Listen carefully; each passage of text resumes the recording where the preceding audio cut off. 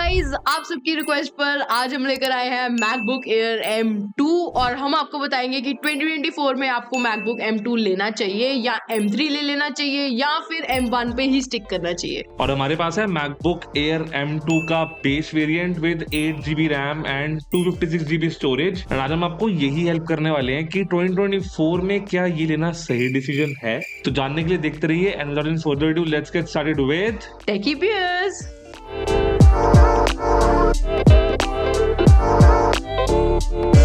और guys video start करने से पहले हम Dheeraj ji from Max Solutions को थैंक यू करना चाहते हैं। तो गाइस अगर आप भी वैल्यू फॉर मनी डील्स ढूंढ रहे हो एप्पल प्रोडक्ट पे तो जाइए मैक्स सॉल्यूशन चंडीगढ़ के पास, वहां पर आपको बहुत ज्यादा अच्छी डील्स मिलेंगी। इनका आपको फोन नंबर और एड्रेस स्क्रीन पर दिख रहा होगा और हमारे डिस्क्रिप्शन में भी आपको मिल जाएगा। और हाँ, इनका रिव्यू से कोई लेना देना नहीं है, ये और आप ऑडियंस रिव्यू सेम टाइम पे देख रहे हो। तो गाइस टेंशन मत लो, बिल्कुल पॉइंट टू पॉइंट बात होने वाली है। अब चलते हैं बिल्ड एंड डिजाइन पे।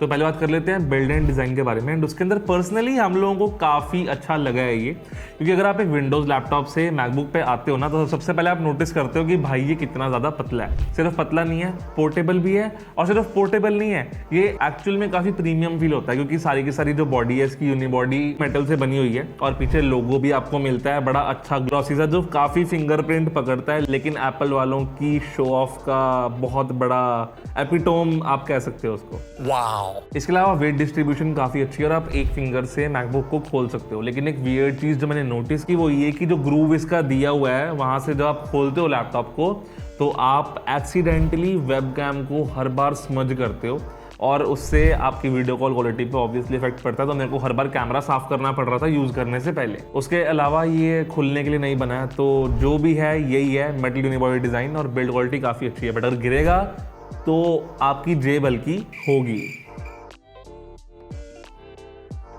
टेक्निकल स्पेक्स पर आते हैं गाइस, तो ये है हमारे पास बेस वेरिएंट। विंडोज की तरह मैकबुक में हमें जीपीयू और सीपीयू जो है अलग अलग नहीं मिलता, एक ही चिप में हमें सीपीयू, जीपीयू और रैम देखने को मिलते हैं, जिसको आप M1, M2, M3, M4 बोलते हो। तो गाइस इस लैपटॉप में हमें देखने को मिलता है 8 core CPU with 8 core GPU और साथ में हमें मिलता है 16 कोर न्यूरल इंजन। इसमें हमें मिलती है 8GB यूनिफाइड मेमोरी, जिसको आप रैम भी बोल सकते हैं, और साथ में ही मिलती है 256GB की SSD। एंड ये 13.6 इंचेस वाला मॉडल है हमारे पास, इसमें आपको नॉच भी देखने को मिलेगी। अब बात करते हैं डिटेल में हर एक कंपोनेंट के बारे में।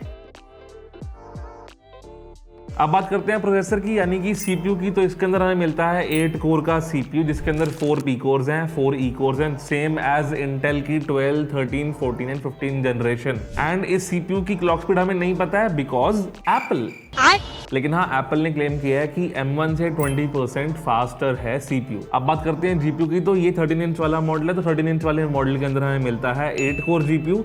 अगर आप 15 इंच वाला मैकबुक एयर M2 लेते हो तो वहां आपको मिलता है 10 कोर वाला जीपीयू। एंड हाँ, जीपीयू की परफॉर्मेंस M1 से 25% बेटर है, लेकिन कोई नंबर्स नहीं है हमारे पास क्लॉक स्पीड के रिगार्डिंग या वी रैम या कुछ भी। और जिनको नहीं पता मैं बता दूं, इसके अंदर हमें मिलता है 16 कोर का न्यूरल इंजन, जो कि सारे AI वाले कामों में हेल्प करता है मैकबुक में, और वो सेम है इंटेल की कोर अल्ट्रा सीरीज के जैसा। और ये न्यूरल इंजन हैंडल कर सकता है 15.8 ट्रिलियन ऑपरेशंस पर सेकेंड एंड ये 40% फास्टर है प्रीवियस जनरेशन से। एंड अगेन हमारे पास डिटेल्ड नंबर्स नहीं है बिकॉज एप्पल।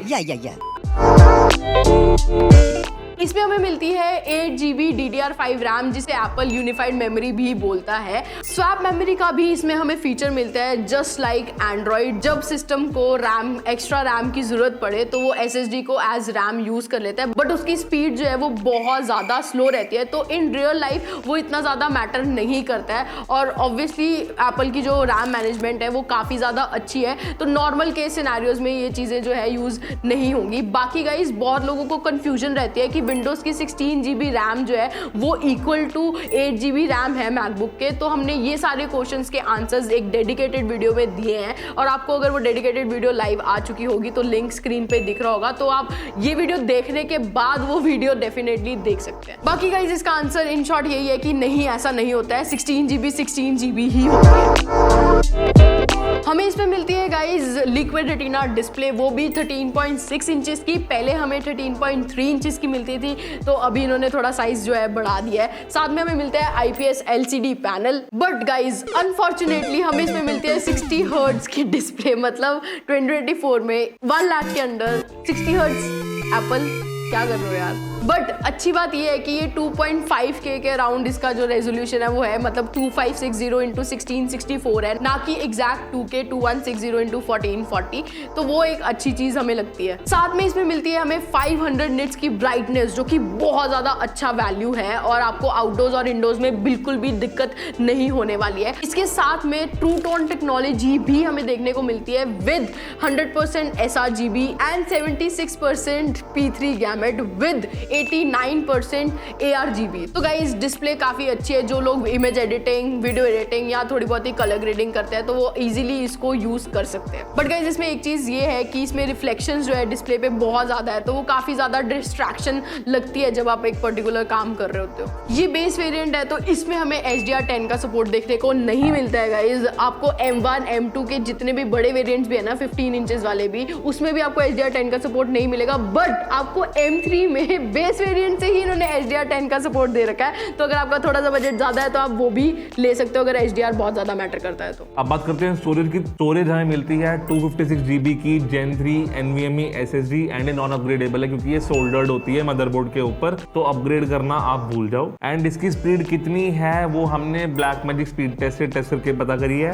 एंड एप्पल की वेबसाइट पे कहीं पे भी मेंशन नहीं है बिकॉज एप्पल। बाकी हार्ड ड्राइव का स्लॉट नहीं है क्योंकि अपग्रेडेबिलिटी किसी चीज की नहीं है। तो आप जो स्टोरेज मॉडल एक बार लोगे आपको उसी से ही काम चलाना पड़ेगा, या फिर आपको डोंगल के थ्रू एक्सटेंड करनी पड़ेगी अपनी स्टोरेज। SSD का स्पीड टेस्ट आप देख ही रहे हो, लेकिन आपने नोटिस किया हो कि स्पीड थोड़ी सी कम है। तो हाँ, कंट्रोवर्शियल बात ये है कि M1 के बेस वेरिएंट की जो SSD की स्पीड है वो ज्यादा है एज कंपेयर टू M2 के बेस वेरिएंट की स्पीड। एंड इनफैक्ट M2 के 512 GB वाले वेरिएंट की स्पीड जो है वो जितनी होनी चाहिए उतनी ही है।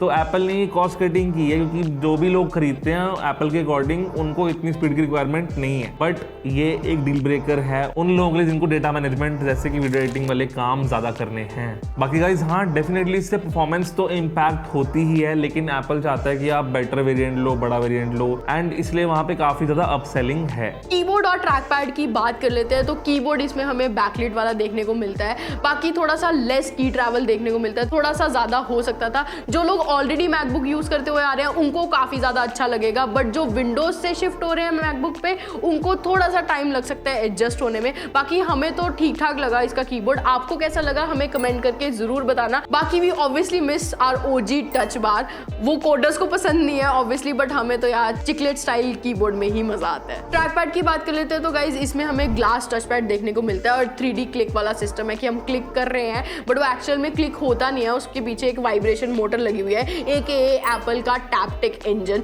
जिसकी वजह से हमें लगता है हम क्लिक कर रहे हैं बट वो एक्चुअल में क्लिक होता नहीं है। और गाइस इसमें क्लिक करने में इतना मजा नहीं आता, तो आप टैप करना ज्यादा प्रेफर करोगे। बाकी गाइस इसमें काफी सारे जेस्चर्स आते हैं जो यूजफुल भी होते हैं, आपको स्क्रीन पर दिख जाएंगे, आप पॉज करके देख लेना वीडियो को। बट इसका एक ड्रॉबैक भी है यार, इन्होंने हमें स्नैपिंग का ऑप्शन नहीं दिया है। मतलब जो विंडोज में हम 4 जगह अपनी विंडोज लगा के मल्टीपल एप्स को यूज कर सकते थे सेम टाइम पे, तो यहाँ पे हम वो चीज नहीं कर सकते। यहाँ तो यहाँ फुल स्क्रीन खुलती है, यहाँ तो वो छोटी सी विंडो में खुल जाती है और आप डिफरेंट एप्लीकेशन खोल के उनको 4 फिंगर से स्वाइप लेफ्ट राइट करते रहो और देखते रहो। तो मेरे को ये एक चीज बिल्कुल पसंद नहीं है मैकबुक में। उनको एटलीस्ट ये फीचर ले आना चाहिए था स्नैपिंग का, बिकॉज विंडो में बहुत ज्यादा अच्छा और सीमलेस और काफी ज्यादा प्रोडक्टिव भी लगता है, और इसकी वजह से मैकबुक थोड़े लोग लेना प्रेफर नहीं करेंगे। अब बात करते हैं वेबकैम, स्पीकर्स और माइक की। तो चलो कैमरा में ये है इसका वेबकैम और ये फुल HD में है, तो मुझे वीडियो क्वालिटी काफी बढ़िया लग रही है। आपको कैसी लग रही है बताना, और ऑडियो भी बताना कि इसकी ऑडियो क्वालिटी लग रही है अच्छी कि नहीं।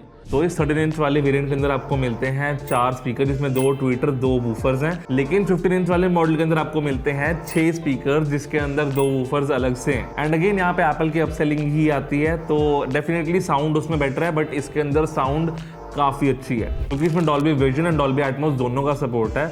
इसलिए मैं ये बोलूँगा कि मैकबुक के speaker one of the best होते हैं और इन स्पीकर्स को मैं दूंगा 10 on 10। एंड अगर आप ढूंढोगे ना तो स्पीकर्स आपको पता भी नहीं चलेंगे कि स्पीकर्स एक्चुअली है कहाँ, क्योंकि वो इतने अच्छे से इम्प्लीमेंटेड है। एंड अनफॉर्चुनेटली ये विंडोज लैपटॉप में आपको कभी भी नहीं मिलने वाले हैं। तो अगर आप कंटेंट कंज्यूम करते हो यूट्यूब, नेटफ्लिक्स, प्राइम, हॉटस्टार, तो हाँ, इन सब कामों के लिए ये स्पीकर्स काफी तबाही हैं। एंड मैकबुक के स्पीकर्स इकलौते हैं जहां मुझे लैपटॉप वाले स्पीकर में से बेस सुनने को मिलती है। तो literally 10 on 10 on speakers even after 1 year। Battery and charging, तो गाइज मेन तो मैकबुक जो है ना बैटरी के लिए जाना जाता है, क्योंकि ये इकलौता एक लैपटॉप है जो बैटरी के साथ साथ आपको अच्छी परफॉर्मेंस भी देता है और काफ़ी ज़्यादा कंसिस्टेंट है। बाकी चार्जिंग जो है इसमें आपको काफ़ी ज़्यादा फास्ट मिलती है, 30 मिनट्स में 50% चार्ज हो जाता है। इसमें हमें देखने को मिलती है 52.6 वॉट आवर की lithium polymer battery. And Apple claim करता है कि 18 आवर्स का बैकअप ये जो है लैपटॉप दे देता है। बाकी अगर आप लाइट यूज़ कर रहे हो, बहुत ही कम यूज़ कर रहे हो बेसिकली, तो आपको 2-3 दिन तो ये आराम से निकाल देगा। बट अगर आप हैवी यूज़र हो तो भी आपका एक दिन तो निकल ही जाएगा, अनटिल अनलेस आप बहुत ज़्यादा हैवी वर्क कर रहे हो, जैसे वीडियो एडिटिंग वगैरह कर रहे हो, तब भी 10-12 घंटे तो इजीली आपके ये निकाल ही देगा। बिकॉज मैकबुक में है वो जादू कि वो संभाल लेता है यार बैटरी लाइफ। अच्छा फुल चार्ज करने के बाद ये इकलौता ऐसा लैपटॉप है जिसको आप ऑफिस लेके जा सकते हो, वो भी विदाउट चार्जर, वरना आजकल के टाइम में विदाउट चार्जर तो हम कभी चलते ही नहीं है यार कहीं पे भी। तो इसके साथ वो हम चीज़ कर सकते हैं। और गाइज इसके साथ डब्बे में हमें मिलता है 30 वॉट का चार्जर। ये 13 इंचेस है इसलिए इसके साथ 30 वॉट का चार्जर मिल रहा है। बट अगर आप 15 इंचेस वाला लैपटॉप लेते हो इसी में, तो उसमें आपको 2 ऑप्शन मिलते हैं। एक तो आप 70 वॉट आवर वाला सिंगल यूएसबी वाला चार्जर ले सकते हो, दूसरा आपको 35 वॉट आवर के ड्यूअल यूएसबी वाला ऑप्शन भी मिलता है। तो आपका चॉइस है आपको क्या करना है, आप दोनों में से कोई भी ले सकते हो। इसके साथ तो 30 वॉट का ही आता है। बाकी गाइस जो चार्जिंग ब्रेक है वो थोड़ी सी छोटी हो सकती थी, बट चलो कोई बात नहीं। और आपको ये पता ही होगा कि आगे का जो है वो रिप्लेसेबल है, आप उसको कहीं पे भी लेके जा सकते हो। तो ये एक लौती जगह नहीं है जहां मैं डिसअपॉइंटेड हूँ, क्योंकि अगेन एप्पल। और वो क्यों? क्योंकि इसके अंदर हमें सिर्फ 2 थंडरबोल्ट 4 के पोर्ट्स मिलते हैं और साथ में एक मैगसेफ का पोर्ट मिलता है। एंड राइट साइड पे कोई और पोर्ट नहीं है, सिर्फ 3.5mm हेडफोन जैक है, जो मैं बता रहा हूँ आपको कि M5 के अंदर पक्का हट जाएगा, I am sure. In 2 Thunderbolt 4 ports के अंदर दिक्कत तो ऐसा कोई नहीं है, यूजेबिलिटी अच्छी है, लेकिन एक तो वो बहुत पास है, तो आप डायरेक्टली कोई पेन ड्राइव टाइप सी वाली या कोई चीज़ डायरेक्टली नहीं लगा सकते, सिर्फ केबल लगेगी या फिर एप्पल का खरीदा हुआ डॉक इसमें लगेगा, क्योंकि एप्पल वांट्स कि आप डॉक से एक्सटेंड करो इसको। तो एक डोंगल लाइफ ना शुरू हो चुकी है ऑनेस्टली स्पीकिंग इसकी वजह से। बाकी हाँ, मैगसेफ वाला मैग्नेटिक पोर्ट मुझे बहुत कूल लगा पर्सनली, और मतलब पुराने मैक वाली वाइब इसमें वापस आ गई। तो thank you Apple for returning that. और अब इसका एक और फायदा ये है कि जब मैं चार्जिंग कर रहा हूँ तो मेरे को 2 पोर्ट्स फ्री मिल रहे हैं इंस्टेड ऑफ 1, एंड डॉक लगाने में कभी दिक्कत नहीं होगी। तो कुछ फायदे हैं इसके, तो thank you Apple. But ports better हो सकते थे, बट हाँ, आपको अगर डिस्प्ले भी एक्सटेंड करना है वो भी इस पोर्ट से हो जाएगा, लेकिन ये सिर्फ एक एक्सटर्नल मॉनिटर सपोर्ट करता है, वो याद रखना। बाकी एप्पल, आप एक $1 ट्रिलियन कंपनी हो, अगर आप 2 पोर्ट्स के बीच में थोड़ी सी स्पेसिंग दे दोगे तो शायद आपके R&D में 2-3 करोड़ रुपए से तो कम ही लगेंगे। तो I think it make sense. तो या परफॉर्मेंस और बेंचमार्क्स। तो गाइस परफॉर्मेंस की बात कर लेते हैं। ज़्यादा कुछ खास बताने के लिए है नहीं इसमें, क्योंकि हमेशा ही एप्पल अपनी नई जनरेशन वाले जो मैकबुक लेके आता है उसमें 20% के अराउंड जो है परफॉर्मेंस जो है होती है वो बढ़ी हुई होती है। तो इसमें भी वही चीज़ है कि M1 से इसके CPU परफॉर्मेंस जो है वो 20% से ज़्यादा है, और GPU परफॉर्मेंस में आपको 25% ज़्यादा देखने को मिलती है। बट यही है कि यार M2 के बेस वेरिएंट की जो SSD स्पीड है वो काफ़ी कम है अगर हम M1 की SSD स्पीड से कंपेयर करें, जो कि परफॉर्मेंस पे काफ़ी ज़्यादा इफेक्ट डाल देती है। तो जिन लोगों को वो चीज़ मैटर करती है तो वो लोग M1 ऑब्वियसली बेस वेरिएंट ले सकते हैं रेदर देन ये। गाइस परफॉर्मेंस तो इस लैपटॉप की काफ़ी ज़्यादा अच्छी है, बट आप अगर ज़्यादा रेड़ोगे तो हीट और हैंग होने के चांसेस हैं। अब बात करते हैं बेंचमार्क्स की। तो आपको बेंचमार्क्स के स्कोर जो है दिख रहे होंगे। सिनेबेंच R23 का स्कोर, गीकबेंच 5 का स्कोर, और तो और ब्लैक मैजिक स्पीड टेस्ट भी आपको दिख रहा होगा फॉर SSD। बाकी आप स्कोर्स देख के अंदाजा लगा ही सकते हो कि परफॉर्मेंस कैसी होगी। अब बात करते हैं गेमिंग की। तो आई नो आप जो एक्सपेक्ट कर रहे हो वही मैं बोलने वाला हूँ। येस, मैकबुक गेमर्स के लिए नहीं बना है, लेकिन मैं यहाँ पे ना गेमर्स को 2 कैटेगरी में डिवाइड कर रहा हूँ। ठीक है, एक गेमर होते हैं वो लोग जिनको कोई भी गेम खेलनी है, वो मेरे जैसे लोग नहीं हैं। उनको कोई भी गेम खेलनी है, छोटी मोटी गेम खेल के भी उनको काम चल जाएगा, जो कार्ड्स भी खेल लेते हैं, सॉलिटेयर भी खेल लेते हैं विंडोज़ के अंदर। तो अगर वैसी गेम्स खेलनी है, हाँ वो गेम्स आपकी चल जाएंगी। लेकिन बहुत सारी गेम्स हैं जो मैकबुक पे अवेलेबल ही नहीं है, पहले आपको वो चेक करना पड़ेगा।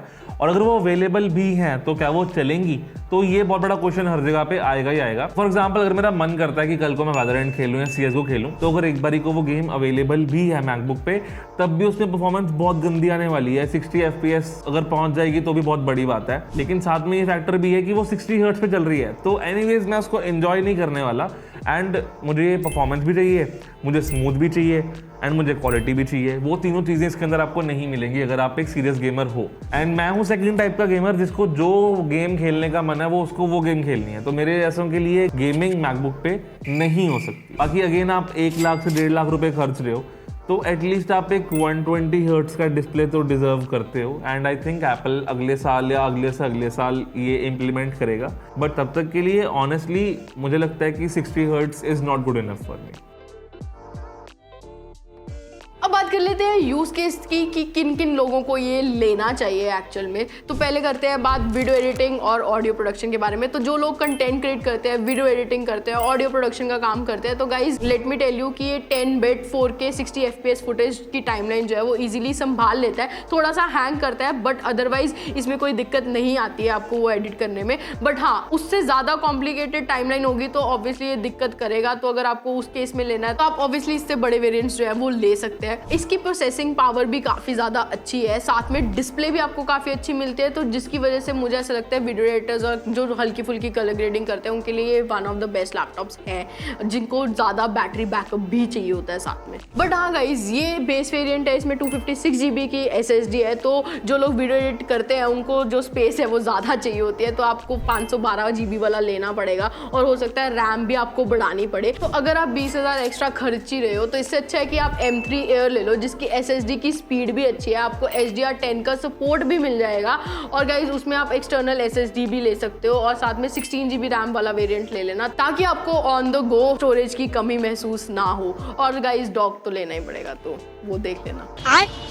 एंटरप्रेन्योर्स और बिजनेसमैन वुमेन, तो जो लोग बिजनेस वाले काम करते हैं या जिनको मीटिंग अटेंड करनी होती है, PPT बनानी होती है, ऑफिस के कुछ और MS ऑफिस वाले काम करने होते हैं, या फिर गूगल डॉक्स पे काम करना है, एक्सेल शीट बनानी है, कुछ और करना है मल्टीटास्किंग में, तो वो इजीली ये हैंडल कर लेता है। बाकी जो लोग ट्रेडिंग करते हैं उनके लिए मेरे को नहीं लगता मैकबुक बना है, बिकॉज यहाँ स्नैपिंग है नहीं और आपको एक ही टाइम पे बहुत सारे ग्राफ्स देखने रहते हैं और आप इसमें नहीं देख सकते हो। विंडोज़ में वो ज़्यादा बेटर मिलता है, क्योंकि ऑब्वियसली स्नैपिंग बार बार मैं नहीं बोलूँगी बट आप समझ जाओ कि ट्रेडिंग के लिए ये लैपटॉप अच्छा नहीं है। बट अदरवाइज बिजनेस कर रहे हो या एंटरप्रेन्योर्स हो तो बेस्ट लैपटॉप है, आप कहीं पे भी कैरी कर सकते हो, बैटरी बैकअप बहुत अच्छा है। तो गाइस अब बात करते हैं हैवी कोडर्स वाले पॉइंट की। तो ये मैं ना देख के बोलने वाला हूँ क्योंकि मैंने नोट्स बना रखे हैं। तो वो लोग जिनको बहुत हैवी ड्यूटी कोडिंग करनी है, बहुत ही एडवांस लेवल के प्रोजेक्ट्स करने हैं कोडिंग के अंदर, आप एक एक्सपीरियंस्ड कोडर हो तो मैकबुक वो हैंडल कर लेगा। लेकिन एयर सीरीज सब कुछ हैंडल करने के लिए नहीं बनी है, उसके लिए प्रो सीरीज है। तो मैं रिकमेंड ये करूँगा कि अगर आप एक हैवी कोडर हो एंड अगर आपको पता है कि आप हैवी कोडिंग करते हो तो मैकबुक प्रो लो। लेकिन अगर आप एक बिगिनर हो, एक स्टूडेंट हो, सोच रहे हो कि मैकबुक में कोडिंग हो जाएगी नहीं होगी, तो आपका काम हाँ आराम से मैकबुक में चल जाएगा, टेंशन फ्री होकर मैकबुक ले सकते हो। लेकिन फिर भी एडवांस कोडर्स के लिए मैं एग्जांपल एक दे रहा हूँ आपको। फॉर एग्जांपल आपके लिए 512 GB भी या 250 GB भी बहुत जल्दी भर जाएगी एक्सकोड अगर आप कोड करते हो तो। और एक्सकोड आपको ना फोर्स करता रहेगा कि आपको क्लाउड खरीदना पड़ेगा या फिर आपको एक्सटेंड करना पड़ेगा डॉक लगा के, तो वो आपके ऊपर है कैसे करना है। बट यहाँ पैसे खर्च आपके होंगे ही होंगे। उसके अलावा थंडरबोल्ट वाली SSD लेनी पड़ेगी आपको, उसमें भी आपको पैसे खर्चने पड़ेंगे। या फिर अगर आप माइक्रोसॉफ्ट का SQL सर्वर इंस्टॉल करने का सोच रहे हो तो वो इंस्टॉल नहीं होता, उसके लिए आपको डॉकर इंजन इंस्टॉल करना पड़ेगा और उसके लिए आपको फिर रैंसर डेस्कटॉप इंस्टॉल करना पड़ेगा। कोडिंग वाले समझ गए होंगे कि सिरदर्दी कितनी बड़ी है। अगर आपको ये सब समझ में नहीं आया और आप कोडिंग करने का प्लान कर रहे हो तो आप ले सकते हो, क्योंकि आप शायद उस लेवल पे नहीं हो अभी जहाँ पे ये चीज़ें मैटर करती हैं। तो ये कुछ चैलेंजेस हैं। उसके अलावा एक इंपॉर्टेंट फैक्टर ये है कि इसके अंदर आप ड्यूअल बूट नहीं कर सकते। जब से M1 आया ड्यूअल बूट बंद हो चुका है, ड्यूअल बूट अब नहीं होता है। तो आप विंडोज़ में मैक OS सिमुलेट कर सकते हो, लेकिन आप मैक के ऊपर विंडोज सिमुलेट नहीं कर सकते। अगर आपको मैक पे विंडो चलानी है तो उसके लिए आपको पैरेलल इंस्टॉल करना पड़ेगा, वो आपको विंडो 11 दे देगा या विंडो 10 दे देगा। लेकिन उसके अंदर भी एक इशू ये है कि वो इतना अच्छे से काम नहीं करता और 8 GB में से कितने ही रिसोर्सेज आप एलोकेट कर दोगे उसको, राइट। अगर आप बेस वेरिएंट लोगे तो 8 GB रैम ही ही आपको मिल रही है। उसके अलावा एक अलग से सिरदर्दी ये है कि आपको विंडोज का लाइसेंस अलग से लेना पड़ेगा एंड पैरेलल्स का लाइसेंस अलग से लेना पड़ेगा। एंड पैरेलल्स के अंदर भी 2 लाइसेंसेज हैं, एक नॉर्मल वाला और एक प्रो वाला, तो बहुत सारी फंक्शनैलिटी आपको पैरेलल्स में भी लॉक्ड मिलती है। बाकी डेवलपर्स के लिए बेस्ट मेरे अकॉर्डिंग मैकबुक ही होता है। एक तो उसका लेआउट बहुत अच्छा है और उसके अलावा अगर आपको एक्सपोर्ट के लिए कोड करना है तो वो भी आप कर सकते हो। तो एप्पल प्रोडक्ट्स के लिए भी आप कोडिंग कर सकते हो यहाँ पे, और एंड्रॉइड वालों के लिए भी कर सकते हो, क्योंकि अगर आपको एक्सपोर्ट में कोड करना है तो वो आप नॉन एप्पल डिवाइस पे नहीं कर सकते। अगर आपको नहीं पता तो मैं आपको बता रहा हूँ, बट अगर आप एक सीरियस कोडर हो तो मैं यही रिकमेंड करूंगा कि आप प्रो सीरीज में जाओ। मतलब ऐसा नहीं है कि आपका एयर में काम नहीं चलेगा, आपका एयर में काम चल जाएगा, लेकिन मैं रिकमेंड ये करूंगा कि जितना बेटर आप ले पाओगे लैपटॉप, उतना ही लॉन्ग टर्म के लिए आपका लैपटॉप आराम से काम करेगा। और हाँ, मैकबुक हैंग होते हैं, मैकबुक हीट होते हैं, और मैकबुक में BSOD नहीं आता। इसमें BSOD जो आता है ना, उसमें ब्लू स्क्रीन ऑफ डेथ नहीं होती, उसमें ब्लैक स्क्रीन ऑफ डेथ होती है। तो अगेन अगर ऐसा कुछ होता है तो यस होगा, पंगे होते ही हैं। एंड ये गर्म भी होता है, अगर आप ज़्यादा इसको पुश करोगे, रेडोगे तो गर्म भी होगा, हैंग भी होगा, सब कुछ होता है। लेकिन वही नॉर्मल सिनेरियोज में वो चीज़ इतनी ज़्यादा नहीं होती है। लेकिन हाँ, अगेन मैं ये ज़रूर बोलूँगा कि कभी कभी मैकबुक के अंदर ऐसे ऐसे वियर्ड बग्स देखने को मिलते हैं ना, जो एक्सपेक्टेड नहीं होते। अब थोड़े टाइम पहले मेरे साथ क्या हुआ था कि मैं लिटरली मैक खोला और मैं सही पासवर्ड डाल रहा हूँ और मैक नहीं खोल रहा, और इसके से मुझे रीसेट करना पड़ा अपना मैकबुक। तो ऐसी चीज़ें और ऐसे वियर्ड इश्यूज ना, इसके सोल्यूशन भी जल्दी जल्दी नहीं मिलते, और ये होती भी सिर्फ मैकबुक पे। तो अगर पंगा पड़ेगा तो पड़ेगा बहुत खतरनाक, नहीं तो नहीं पड़ेगा। तो बहुत अच्छा डिवाइस है ये फॉर कोडर्स। अगर आप मल्टीटास्कर हो और कंटेंट कंज्यूमर हो तो उस हिसाब से ये काफ़ी अच्छी डील है, क्योंकि कंटेंट कंजम्पशन के लिए ये बहुत अच्छा है। अगर आप यूट्यूब, नेटफ्लिक्स, प्राइम, हॉटस्टार कुछ भी कंज्यूम करते हो, स्क्रीन अच्छी है, स्पीकर बहुत अच्छे हैं, आपको बहुत मजा आने वाला है देखने के लिए, और आप आउटडोर्स भी आराम से देख पाओगे, कोई दिक्कत नहीं आने वाली है आपको। लेकिन अगर आप मल्टीटास्किंग कर रहे हो तो शायद आपको ना लर्निंग कर्व से गुजरना ही पड़ेगा, क्योंकि मैकबुक के अंदर जो ऑपरेशंस है वो थोड़े डिफरेंट वे से काम करते हैं। तो पर्सनली मुझे विंडोज का ट्रैक पैड और विंडोज के मल्टीटास्किंग वाले तरीके ही बेस्ट लगते हैं, क्योंकि वहाँ पे स्नैपिंग भी मिल जाती है हम लोगों को। लेकिन मैकबुक के अंदर आपको हर चीज के लिए 4 फिंगर स्वाइप या फिर 3 फिंगर अप स्वाइप आपको विंडोज मैनेज करनी पड़ती है, जो कि मैं बोलूंगा विंडोज से थोड़ा सा कमजोर है। लेकिन आई थिंक वो आप अडेप्ट कर लोगे और उसके बाद आपको मैकबुक बहुत पसंद आने वाला है। बात करते हैं प्राइसिंग की। तो गाइज अभी फिलहाल इसका प्राइस जो है 96,000 चल रहा है अमेजोन और फ्लिपकार्ट पे। बैंक डिस्काउंट लगा के आपको 95,000 का पड़ जाएगा। ऑफिशियल वेबसाइट पे 1 लाख का है, और अगर आपको इसमें 16 GB वाला वेरिएंट लेना है तो आपको 20,000 ऊपर देने पड़ेंगे। अगर 512 लेना है उसमें 20,000 और ऊपर देने पड़ेंगे, तो टोटल 140 का पड़ेगा। बट अगर आपको इतनी जल्दी नहीं है और आप सेल का वेट कर सकते हो, तो लास्ट ईयर सेल में ये 80,000 के अराउंड आया था, और हो सकता है इस साल के एंड में भी ये 80,000 के अराउंड आए। और जब ये 80,000 के अराउंड आए तो ये वैल्यू फॉर मनी डील बन जाती है, तो आप डेफिनेटली इसको परचेज कर सकते हैं। अगर आपको यूज लैपटॉप से कोई दिक्कत नहीं है एज फार एज वो फंक्शनल हो, तो उसके बारे में हम आपको बताएंगे कि प्रो डील कहां से ग्रैब करनी है और कैसे ग्रैब करनी है। तो भाई अब मैकबुक के M2 के कुछ प्रोज तो हैं, अब उनके बारे में भी हम बात कर लेते हैं एक बारी। Number 1 is design and portability. तो डिजाइन बहुत बढ़िया है और पोर्टेबिलिटी भी बहुत बढ़िया है, तो मुझे कभी भी ऐसा नहीं लगता कि मैं क्या उठा के लेके जा रहा हूँ। बहुत इजी टू कैरी है और डिजाइन बहुत अच्छा है, और ऊपर से एप्पल का लोगो चमकता है, तो अलग ही अटेंशन तो मिलती है। मुझे इसको स्टारबक्स ले जाने में कोई दिक्कत नहीं होती, बट विंडो लैपटॉप ले जाने के पहले 2 बार सोचना पड़ता है। नंबर 2 परफॉर्मेंस एंड बैटरी, जहाँ पे विंडोज लैपटॉप बहुत ज्यादा फेल होते हैं। तो परफॉर्मेंस मिल जाएगी तो बैटरी नहीं मिलेगी, बैटरी मिलेगी तो परफॉर्मेंस नहीं मिलेगी। इसके अंदर आपको दोनों मिल रही है और दोनों कंसिस्टेंट मिल रही है। Number 3 speakers. तो इकलौते स्पीकर्स जो मुझे पसंद है वो मैकबुक के अंदर ही आते हैं, क्योंकि इनके अंदर आपको बेस भी मिलती है और वॉल्यूम भी मिलती है, जो Windows laptop till date copy नहीं कर पाए हैं। Number 4 ecosystem. तो अगर आपके पास एप्पल के प्रोडक्ट्स ऑलरेडी हैं, जैसे कि आईपैड, एप्पल वॉच, आईफोन, तो ये सब एप्पल के प्रोडक्ट्स ना एक दूसरे से बहुत अच्छे से बात करते हैं। तो होता क्या कि मेरे को कॉल आ रही है फोन पे, मैं सुन सकता हूँ, मैक पे मेरे को मैसेज भेजना है, मैक पे मैं भेज सकता हूँ फोन से। इसमें एक फीचर है जिसको बोलते हैं कंटिन्यूटी। तो होता क्या, मैं आईफोन में कुछ सफारी में खोल के ब्राउज कर रहा हूँ एंड उसको मैं बंद करूंगा, वहीं पे छोड़ दूंगा, तो वही चीज मैं मैकबुक में खोल लूंगा, तो वहीं से कंटिन्यू होती है, वही पेज, वही सेक्शन खोला हुआ मिलेगा मेरे को। Number 5 is track pad. तो ट्रैक पैड बहुत बड़ा है। मुझे पर्सनली इसका टैप्टिक इंजन पसंद नहीं आया, क्योंकि मुझे वाइब्रेशन बहुत वीक लगी, लेकिन आप लोगों को मैं गारंटी से बोल रहा हूँ कि बहुत अच्छा लगेगा। बहुत बड़ा ट्रैक पैड है और इसके अंदर जो टैप्टिक इंजन है वो काफी बढ़िया है। Normal day to day use के लिए आपको बहुत मजा आने वाला है, और माउस खरीदने की जरूरत भी फील नहीं होगी आपको। अब बात कर लेते हैं कॉन्स। तो गाइज सबसे पहले कॉन के साथ शुरू करते हैं। कीबोर्ड जो है इसका थोड़ा और अच्छा हो सकता था, और यार नमपैड नहीं दिया यार इन्होंने। नमपैड तो होनी चाहिए। मुझे पर्सनली वो लैपटॉप पसंद नहीं आते जिनमें नमपैड नहीं है, क्योंकि जिनको नंबर ज्यादा यूज करने हैं, जैसे कि CA या जो अकाउंट्स का काम कर रहे हैं, तो उनके लिए यार नमपैड बहुत ज्यादा इंपॉर्टेंट है। नंबर 2, मैं बहुत ज्यादा स्नैपिंग के बारे में बात ऑलरेडी कर चुकी हूँ, बट मेरे अकॉर्डिंग ये बहुत बड़ा कॉन है। अगर एप्पल वाले इसको फिक्स कर देते हैं तो मैकबुक एक परफेक्ट डिवाइस बन सकता है। जब तक स्नैपिंग नहीं आती है तब तक बाबा नो। गाइज नंबर 3 कौन है? 60 हर्ट्ज, वो भी 2024 में। आप समझ ही गए होंगे मैं क्या बोलने का ट्राई कर रही हूँ। नंबर 4 है इसकी LCD डिस्प्ले। गाइज आपको इस बजट में ना OLED डिस्प्ले मिल जाएगी, जो कि काफी ज्यादा बेटर होती है, और वो भी कम रिफ्लेक्शन के साथ, जिसमें आप डिस्ट्रैक्ट बिल्कुल भी नहीं होगे। नंबर 5 जो कि है आपको सब कुछ के लिए पे करना पड़ेगा। एप्पल ले रहे हो ना, तो सब कुछ के लिए तो पे करना ही पड़ेगा। यहाँ पे आपको क्रैक्स या मॉड्स बहुत कम मिलते हैं, और मिलते भी है तो लोगों के लिए ईजी नहीं होता उसको क्रैक करना, स्पेशली जो लोगों को इतना नॉलेज नहीं है। तो गाइज आपने एप्पल मैकबुक लिया है, उसके अलग से पैसे दिए हैं, अब आपको एप्स के भी पैसे देने पड़ेंगे, डॉक के भी देने पड़ेंगे, पैसे तो देने ही पड़ेंगे इन शॉर्ट, और इसकी प्रोटेक्शन के लिए अलग से पैसे देने पड़ेंगे ताकि ये टूटे ना और आपकी जेब जो है हल्की ना हो।